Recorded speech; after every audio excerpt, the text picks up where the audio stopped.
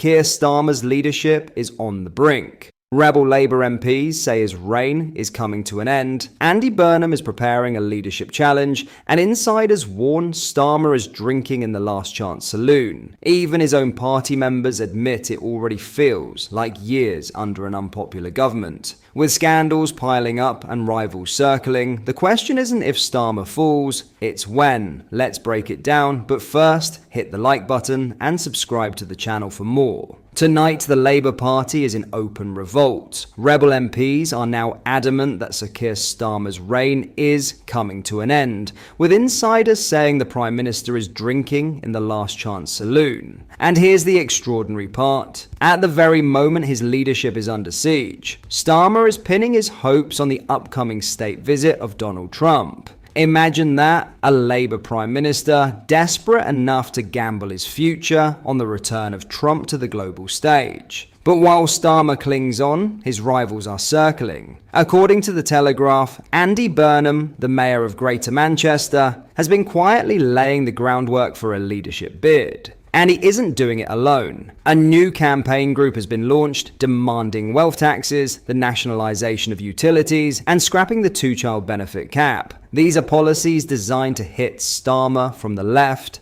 and rally those who feel Labour has abandoned its traditional roots. Burnham is expected to go on the attack at Labour's upcoming conference, calling for nothing less than a full reset to put the party back on course for the next election. And it's not just about himself. Burnham has already thrown his weight behind Lucy Powell in the deputy leadership race. This is a clear move to build alliances and show that he's not just a regional mayor, but a serious contender for national leadership. Senior figures inside Labour are already putting the boot in. Graham Stringer, one of the party's longest-serving MPs, says Starmer is vulnerable and that his time is running out after the Lord Mandelson scandal. Former frontbencher Richard Bergen went further, calling it inevitable that Starmer will be toppled if the 2026 local elections go badly, which, judging by the polls, is exactly what many are predicting. Bergen told the BBC it already feels like we're years into an unpopular government,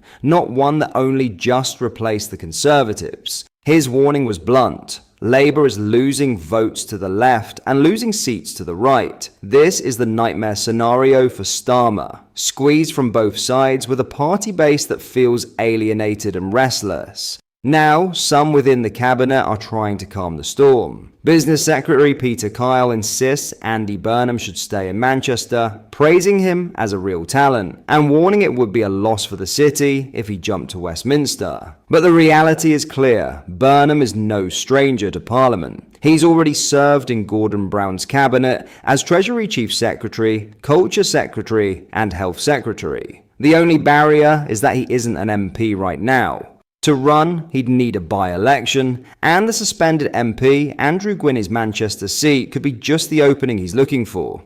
The scale of Burnham's move is being compared to Together Labour, a think tank that backed Starmer's 2020 leadership run, and tried to present him as the moderate alternative to Corbyn. But this time, Burnham is the one mounting the challenge, and the discontent runs far deeper. Times Radio's political editor Anna Mikhailova put it plainly. MPs are furious with Starmer's management style. Many feel number 10 under his leadership has ignored them, sidelined them, and punished dissenters. Burnham himself has been openly critical, questioning how Labour can claim to be a broad church when MPs like Rachel Musk were kicked out over welfare reform.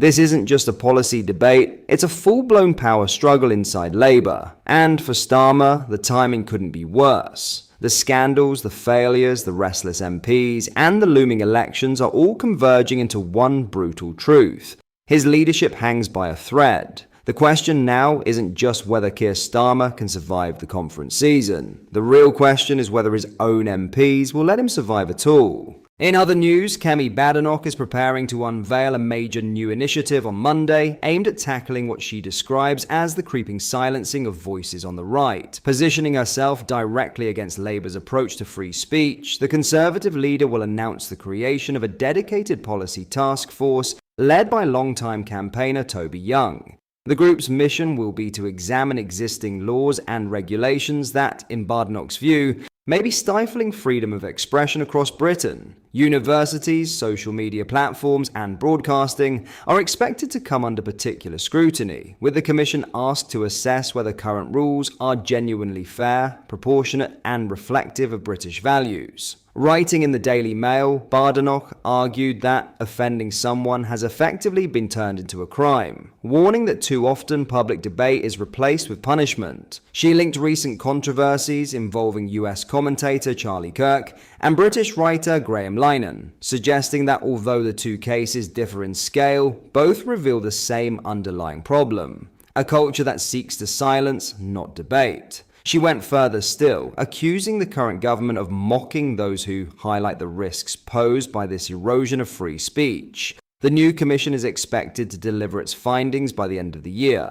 In the meantime, Toby Young, who also serves as director of the Free Speech Union, will meet campaigners, academics, journalists, and members of the public who claim to have faced censorship or intimidation for their views. The outcome, Badenoch has hinted, will not only shape future Conservative Party policy, but also serve as a direct challenge to Labour to adopt the recommendations.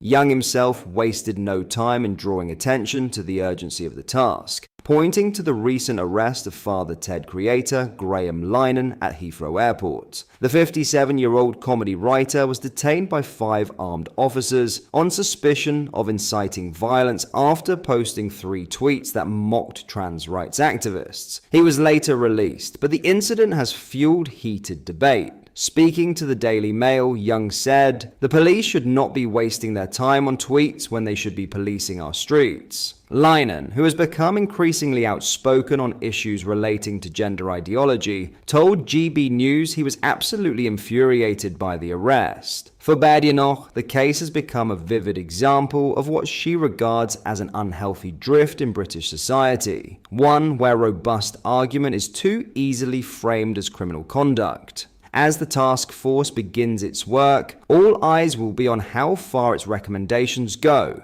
and whether they set the stage for a fierce political battle over the boundaries of free expression in modern Britain. In conclusion, Badenoch's new task force represents more than just a policy review.